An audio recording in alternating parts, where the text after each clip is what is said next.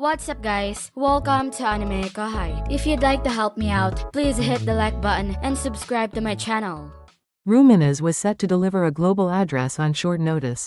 Unlike her usual protocol of notifying nations through an oracle, allowing time for preparation, and presenting a formal speech, this time the decision was made to proceed without any prior warning. As a result, Rumina's image abruptly appeared in the sky over every nation, broadcast simultaneously worldwide. People, startled by the unexpected phenomenon, looked upward in amazement. Unbothered by their reactions, Ruminas began to speak. Listen closely. My name is Ruminas Valentine. I am both a god and a demon lord, the sovereign of Ruberius. Her opening statement was nothing short of earth-shattering, leaving those who heard it reeling. The blunt introduction was an undeniable shock. Rumina's followers, particularly her subordinates, were uneasy, wondering how her revelation might challenge the faith of those who believed in her as a divine figure. Let me get straight to the point. There's no time for formalities. The world is facing a crisis unlike anything we've ever seen. I pledge, in the name of God, to protect my people with all my strength. Furthermore, I vow, with the pride of the octagram, to stand and fight, not flee, as other demon lords might. Without softening her tone, Ruminas delivered a striking declaration. Her unembellished words were bold, even bordering on inflammatory, as if she intended to provoke chaos. However, rather than causing panic, her candidness brought an odd sense of calm to the people who were on the verge of descending into turmoil. The ethereal beauty of the young girl floating in the sky above commanded attention and trust. Her divine appearance left no room for doubt in the minds of her audience. Her words were genuine. Running away serves no purpose.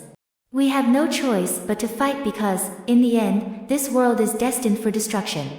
In my role as a demon lord, I will not turn my back on the enemy. And it's not just me. The images shifted one after another, replacing Rumina's figure as she spoke. At the forefront stood Demon Lord Ruminas, followed by Primordial Ultima, Saint Hinata, Hero Masayuki, and True Dragon Velgrand. The visuals transitioned smoothly, showcasing each of these key figures. They are my comrades, standing with me to face this crisis. Hearing these words, the people felt reassured. It seemed undeniable, almost obvious to them. Particularly for the citizens of Ingratia, who had recently witnessed Masayuki's heroic deeds. His unparalleled charisma left such an impression that some even considered traveling just to see him in person. The name Velgrand carried immense weight for those aware of the formidable power of a true dragon. Velgrand was known as an unstoppable empress, one even Veldora dared not defy. And then there was Ultima. Her adorably captivating presence had garnered her a growing global fanbase. While some might be charmed by her looks, there was no denying the dissonance between her innocent facade and her true power. Adding to the roster was Hinata, revered as the deity of Ruminism. With the god of Ruminism now joining the battle, many naturally thought, how could we possibly lose? Is defeat even an option? Oblivious to these reactions, Ruminas pressed on. Even so, we lack enough strength. Come forth, my valiant warriors. Running away leads only to a future of despair. But if we endure, even at the cost of some of our champions, we'll create a proud legacy for the generations to come. Now is the moment to display your courage. Rumina's stirring words began to have an unanticipated effect. The audience was captivated by the allure of her speech and the individuals showcased. Some were drawn to Ultima's charm.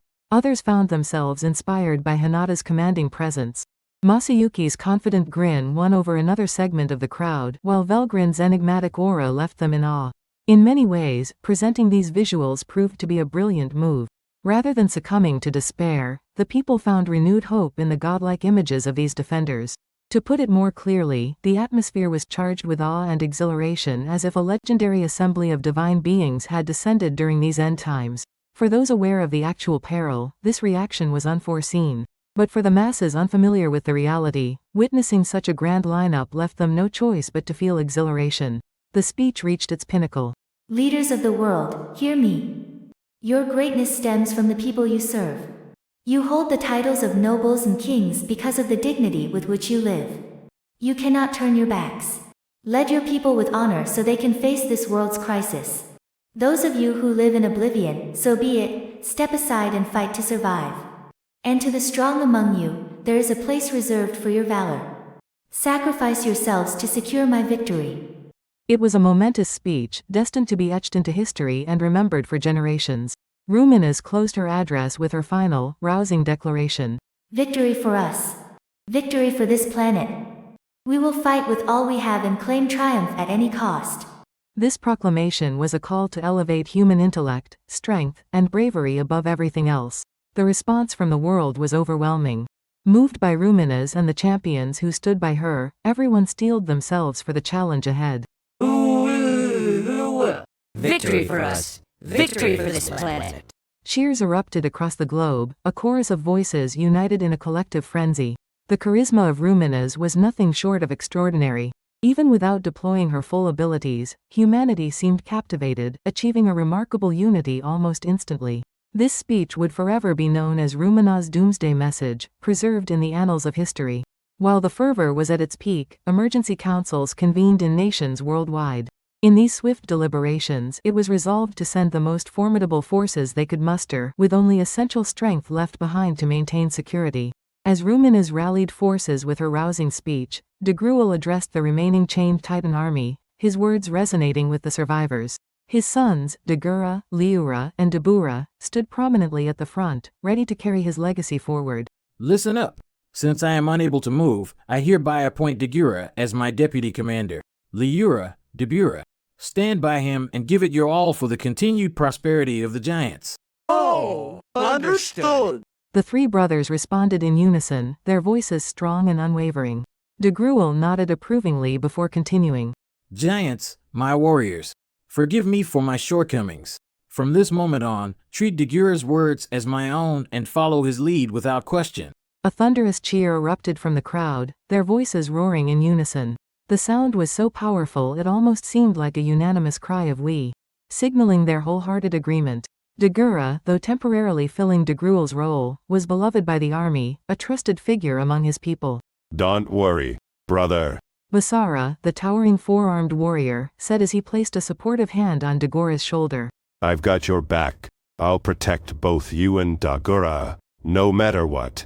As Dagruel's brother, Basara's declaration cemented his commitment to supporting Dagura as a guardian. Dagruel's expression softened into a rare, genuine smile. Though my relationship with Ruminas remains complex, I owe her a debt far greater than I can ever repay. The grudges of the past will stay in my heart, but I will now look forward to building a better future. Thanks to Veldora's efforts, the devastated land would soon flourish again. With the restoration of the territory, the giants would no longer need to harbor territorial aspirations. The time for hostility toward Ruminas was nearing its end. Fortunately, the casualties from the battle were minimal. Many who teetered on the brink of death, on both sides, were miraculously saved by the revitalizing energy of the fertile wave, aptly named the Fertile Paradox. They were healed and brought back to life, a testament to the transformative power unleashed during this chaotic time. Thanks to the extraordinary miracle that had unfolded, doubts and hesitation among the people were nearly non-existent. It was now time to focus on what lay ahead.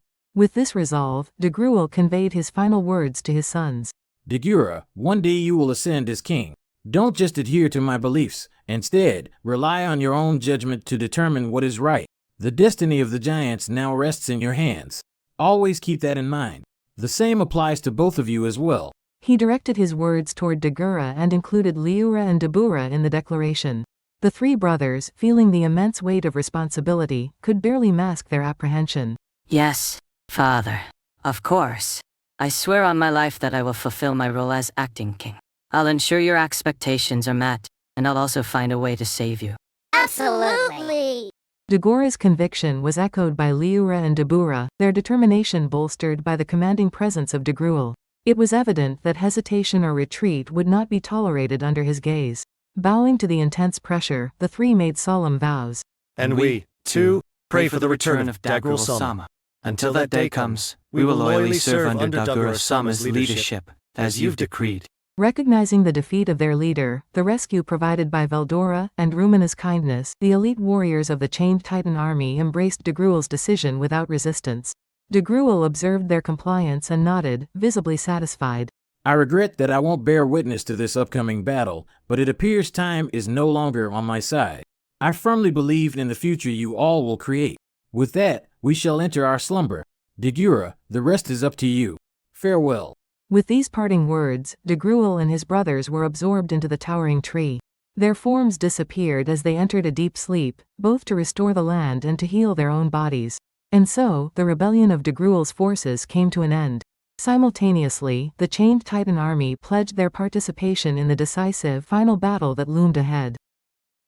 A formidable force was assembled from across the region. Those unable to meet the rigorous standards of the defense were excluded from the outset.